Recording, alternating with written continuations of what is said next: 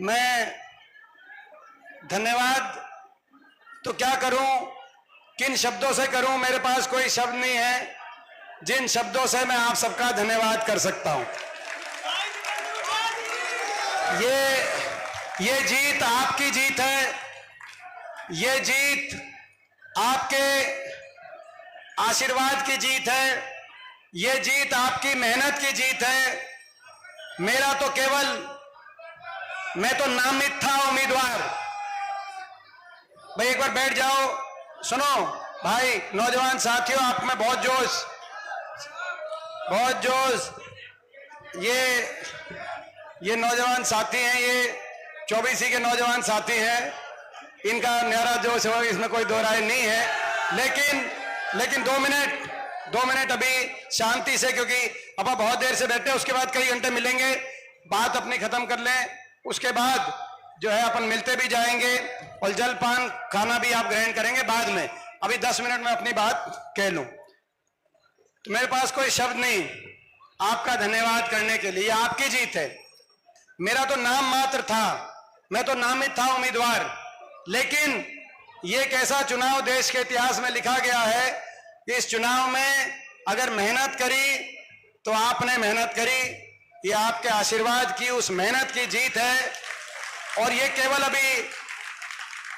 अभी कह रहे थे जो है कि भाई 2 महीने आपने, मैं 2 महीने भी नहीं, पिछले 5 साल, जब पिछला नतीजा जब आया था, पिछले 5 साल से आपने दिन रात, आपके दिल में ये सोच रही कि भाई अगले इलेक्शन को कैसा जीता जाए। 5 साल आपने जो आशीर्वाद दिया, 5 साल आपने मेहनत करी।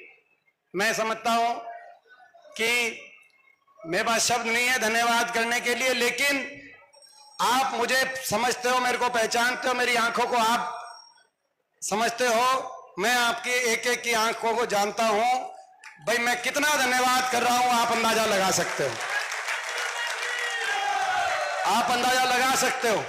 और मैं ये विश्वास दिलाता हूं आपको, और दिल और आत्मा से मैं ये विश्वास दिलाता हूं कि जो ये विश्वास आपने व्यक्त किया है मुझे आशीर्वाद देकर, इतनी दिन और रात, इतनी मेहनत, इतना परिश्रम करके जो ये विश्वास आपने व्यक्त किया है, जीवन के अंतिम सांस तक मैं इस विश्वास में कभी कोई कमी नहीं आने दूंगा, कभी इस विश्वास पे ठेस नहीं लगने दूंगा। जितनी मुझ में क्षमता है, जितनी मुझ में, मैं पूरी ईमानदारी से, पूरी मेहनत से, पूरी क्षमता से इस विश्वास को हमेशा बनाए रखूंगा। मैं ये आपको, आपके बेटे के नाते, आपके भाई के नाते, मैं आज आपको ये कहना चाहता हूं। मुझसे पूछते थे, पत्रकार पूछते थे कि भाई बीजेपी तो पूरी बीजेपी रोहतक लोकसभा सीट पे आ रही है, इनके मौजूदा राष्ट्रीय अध्यक्ष नड्डा जी, 3 पूर्व से पूर्व के अध्यक्ष अमित शाह जी, गडकरी जी और राजनाथ सिंह जी, और 4 मुख्यमंत्री, और चुनाव से पहले प्रधानमंत्री जी स्वयं, तो ये कह रहे थे कि भाई प्रधानमंत्री जी और राष्ट्रीय अध्यक्ष से लेकर 4 इनके राष्ट्रीय अध्यक्ष, 4 दूसरे प्रदेशों के मुख्यमंत्री, राजस्थान, मध्य प्रदेश, उत्तराखंड, 4 दूसरे प्रदेशों के मुख्यमंत्री, और हरियाणा के तो खैर यही मुख्यमंत्री और पूर्व मुख्यमंत्री भी। तो है कि ये इतने, दिल्ली से इतने बड़े बड़े नेता सारे आ गए भाजपा के, आपके लिए कौन आएगा, आपके लिए कौन आ रहा है? मैंने कहा मेरे लिए रोहतक के 36 बिरादरी के लोगों का प्यार आएगा और कांग्रेस के कार्यकर्ताओं का आशीर्वाद आएगा। मेरे कहते इनके स्टार प्रचारक ये हैं, कहते आपके लिए कोई, मैंने कहा मुझे इनके, बोला इनके स्टार प्रचारक ये हैं, लेकिन आपका स्टार प्रचारक कौन है? मैंने कहा मेरे स्टार प्रचारक तो 36 बिरादरी के लोग हैं और कांग्रेस के कार्यकर्ता हैं, वो स्टार प्रचारक हैं। अगर आपको नहीं दिख रहे तो हम कुछ कर नहीं सकते, नतीजे में आपको दिखेंगे। और आपने इतनी मेहनत करी, और मैं कहना चाहता हूं कि ये जो नतीजा आया, ये जो नतीजा आया, ये नतीजा भाई उम्मीद तो थी कि जीत होगी, उम्मीद तो थी जीत होगी, यह भी लगता था कि अच्छी जीत होगी, लेकिन इतनी बड़ी जीत होगी ये कभी नहीं सोचा था भाई ना आप। और इतना दिल खोल के आशीर्वाद जो आप सबने आपकी मेहनत की वजह से, और ये मैं आपकी मेहनत को, मैं अपनी ये जो नतीजा ये जीत है ये मैं अपने सारे कांग्रेस के परिवार के, आपकी सारे कार्यकर्ताओं की आपकी मेहनत को मैं अपनी ये जो जीत है ये समर्पित मैं करता हूं।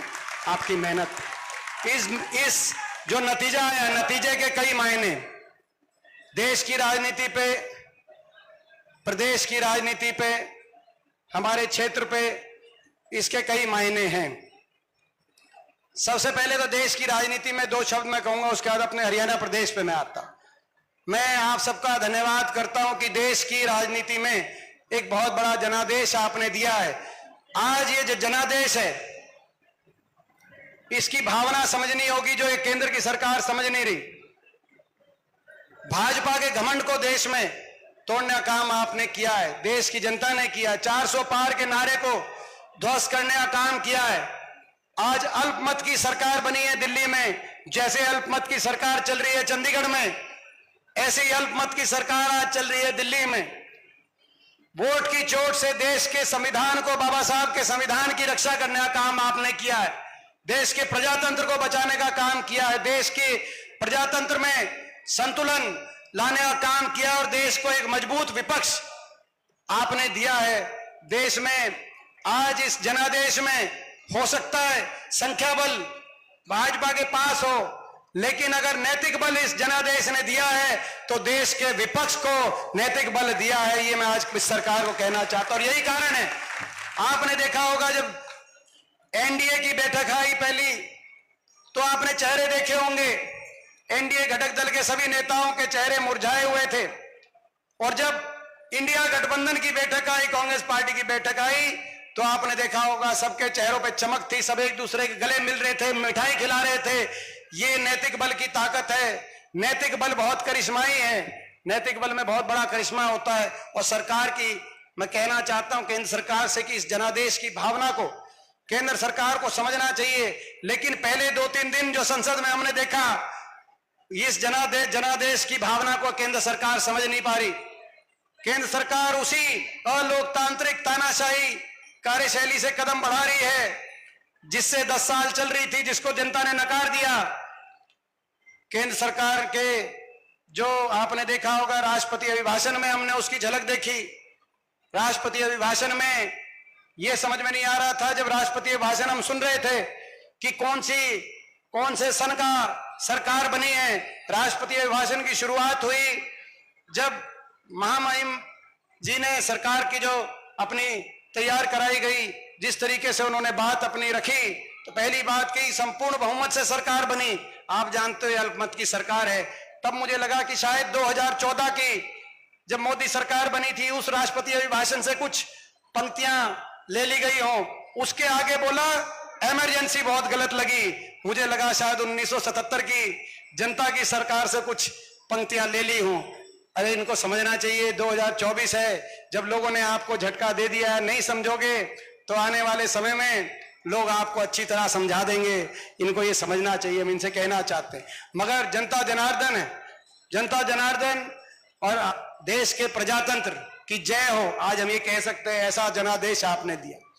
और जहां तक हरियाणा की बात है, हरियाणा ने तो एक ऐसा जनादेश दिया है जिसकी गूंज पूरे देश में सुनाई दे रही।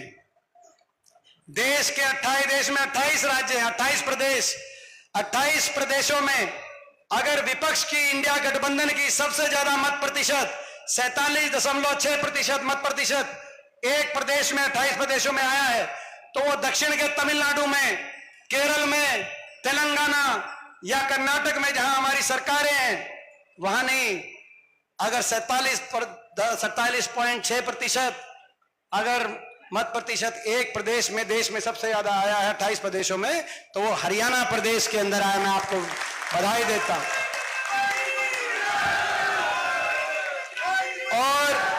और ये छोटी बात नहीं, हम 5 लोकसभा सीट जीते, लेकिन उसके साथ साथ भाजपा से 2% ज्यादा मत, हम 40 विधानसभा सीटों पर कांग्रेस को बढ़त मिली है जो भाजपा से ज्यादा है, और 10 की 10 लोकसभा सीट और 90 के 90 विधानसभा हलकों में कोई विधानसभा हलका हरियाणा के अंदर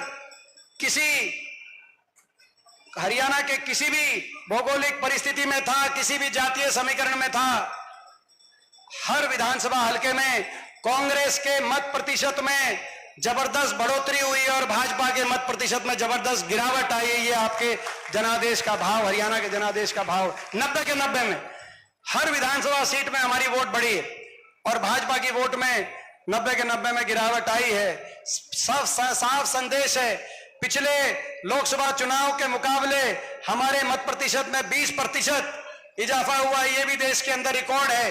1984 के बाद कांग्रेस को इतना मत प्रतिशत हरियाणा में मिला। 1984 के बाद ये इतिहास एक साफ संकेत हरियाणा के लोगों ने दिया है। हरियाणा के लोगों ने साफ संकेत दे दिया कि आने वाला समय कांग्रेस का है।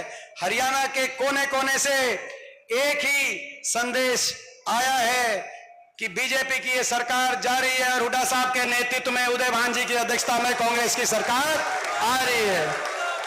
लोगों ने साफ संकेत दे दिया कि आपकी सरकार, आपकी तरफ, कांग्रेस पार्टी की तरफ लोग दुखी हैं इस सरकार से, और लोगों ने भाजपा के एजेंडा को नकारने का काम किया। अगर रोहतक लोकसभा सीट का नतीजा अगर प्रतीक है किसी बात का, मैं आपको बधाई देता हूं। छोटा सा प्रदेश हरियाणा प्रदेश, और दूसरी बार देश की बड़ी जीतों में आपने अपना नाम अंकित कराने का काम किया। आपको याद होगा 2009 में देश की में दूसरी बड़ी जीत, देश में सबसे बड़ी जीत आपकी हुई थी, और इस चुनाव में राहुल जी के बाद दूसरे नंबर की जीत आपकी जीत हुई, पूरे देश में जीत हुई। जब चुनाव शुरू हुआ था तो कई पत्रकार कहते थे कि रिपोर्ट ये आ रही है कि जी आप जीत रहे हो, लेकिन फिर भी आप इतनी मेहनत कर रहे हो। मैंने कहा जीतना केवल हम चुनाव जीतने के लिए नहीं निकले, हम दिल दी जीतने के लिए निकले हैं। 9 के 9 हलकों में जीत हो, हर गांव, हर शहर, हर कस्बे में और 36 बिरादरी में हमें बढ़त मिले तो हमारी असली जीत होगी। और रोहतक लोकसभा सीट का जो नतीजा है ये बड़ी जीत है। इस बात का नतीजा, परिणाम सभी बड़ी बात यह है कि पूरे रोहतक लोकसभा क्षेत्र में हर जगह और हर वर्ग ने आपको आशीर्वाद दिया, आपको बढ़त देने का काम किया। आपने देखा होगा जितने भी रोहतक लोकसभा सीट में जितने भी एससी समाज के हमारे बूथ हैं, लगभग 100% में आपको बढ़त मिली, 100% में लोगों ने आशीर्वाद दिया। आपने देखा जो प्रदेश की सबसे बड़ी अहीर बहुल्य विधानसभा क्षेत्र है कोसली से भी लोगों ने आशीर्वाद देकर जिताने का कार्य किया। जो हमारी सबसे बड़ी पंजाबी समाज बहुल्य विधानसभा क्षेत्र की, हमारा रोहतक विधानसभा क्षेत्र हमारा, उससे भी आपको बढ़त मिली। जो ब्राह्मण बहुल्य हमारे गांव हैं, लगभग हर ब्राह्मण बहुल्य गांव में लोगों ने आशीर्वाद दिया, आपको बढ़त देने का काम किया। जो गुर्जर समाज के बहुल्य गांव हैं, उन गांव के अंदर आपको 100% उन गांव में लोगों ने आशीर्वाद देके जिताने का काम किया। जो बैकवर्ड समाज के बहुल्य गांव है या बहुल्य बूथ है, वहां पर आपको लोगों ने जिताने का आशीर्वाद देके जिताने का काम किया। जो वैश्य समाज के हमारे जो बूथ हैं, हर एक बूथ में लोगों ने आशीर्वाद देके जिताने का काम किया। यहाँ जो राजपूत समाज के हमारे 19 गांव हैं, उन 19 गांव में से राजपूत समाज बहुल्य जो गांव हैं, उनमें से भी 13 गांव के अंदर लोगों ने आशीर्वाद देके पहली बार आपको जिताने का काम किया। मैं समझता हूं रोहतक लोकसभा क्षेत्र के मतदाताओं ने भाजपा की जो नीति थी, भाई को भाई से उलझाने की नीति, धर्म और जाति के आधार पर आपस में भाई को भाई से उलझाओ, विकास कुछ किया नहीं, प्रदेश का 10 साल भट्टा बिठा दिया, लेकिन भाई को भाई से उलझाने का काम किया। रोहतक लोकसभा क्षेत्र के लोगों ने बड़ी जीत दी, मगर उससे बड़ा संदेश दिया कि ये नकारात्मक राजनीति, भाई को भाई से भिड़ाने वाली राजनीति अब हरियाणा में नहीं चलेगी। हरियाणा में कुछ चलेगा तो आपस का प्यार चलेगा, भाईचारा चलेगा, हरियाणा में कुछ चलेगा तो सकारात्मक राजनीति की तरफ हरियाणा चलेगा। ये एक संदेश दिया और इस संदेश को लेकर पूरे प्रदेश में आप भी जाएंगे, हम भी जाएंगे। पूरे प्रदेश को संविधान तो बचा लिया आपने, मगर लड़ाई बाकी है। संविधान को बचाए रखने के लिए लड़ाई लड़ेंगे। आपने देखा जो संसद के अंदर हुआ वो भी आपने देखा, मगर अब हरियाणा को बचाने की बारी है। कल वर्ल्ड कप था, इंडिया तो जीत गया वर्ल्ड कप में। जीत गया कि नहीं जीत गया? शुभकामनाएं। वर्ल्ड कप में इंडिया तो जीत गया, लेकिन इस भाजपा की नकारा सरकार से हरियाणा वालों की लड़ाई अभी चल रही है। इंडिया तो जीत गया, लेकिन हरियाणा को भी जिताना अभी बाकी है। बीजेपी की सरकार से, इस बीजेपी की सरकार से इंडिया तो जीत गया, लेकिन हरियाणा भी जीतेगा। जीतेगा कि नहीं जीतेगा? हरियाणा भी। बीजेपी की सरकार को हराएंगे और हरियाणा को जिताएंगे। ये हमारा संकल्प है। बीजेपी की सरकार को हराएंगे और हरियाणा को जिताएंगे। हरियाणा ताकि दोबारा से खुशहाली के रास्ते पे आगे जाए, विकास के रास्ते पे आगे जाए, देश में हरियाणा की पहचान बने। जो दिल्ली के 3 तरफ बसा हुआ प्रदेश देश में सबसे आगे होना चाहिए। आज वो देश में सबसे आगे है, तो बेरोजगारी में देश में सबसे आगे, महंगाई में देश में सबसे आगे, भ्रष्टाचार में देश में सबसे आगे, अपराध में देश में सबसे आगे, नशे में देश में सबसे आगे।